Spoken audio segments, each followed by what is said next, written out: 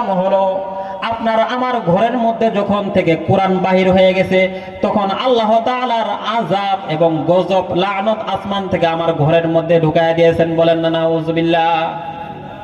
এই জন্য যে ঘরটা এখন খালি হয়েছে, সেই ঘরের জন্য বাবারা হাতে এবং পায়ে ধরে বলি, আপনার আমার ঘরের মধ্যে কোরআনটা এখন আবার চালু করার দরকার আছে কিনা?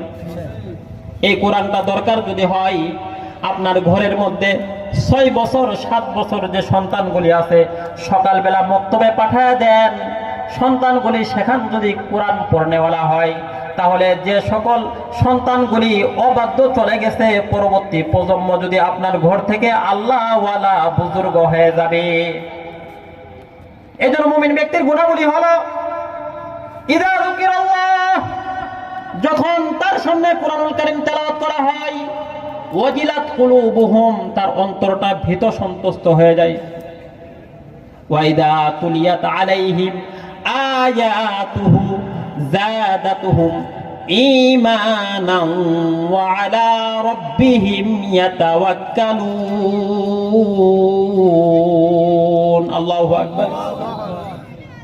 আল্লাহ তাআলা বলতেছেন, তার সামনে কোরআন তেলাওয়াত করার সাথে সাথে তার ঈমানটা বৃদ্ধি পায় যায়। কি হয় বলেন? ঈমান বৃদ্ধি পায়।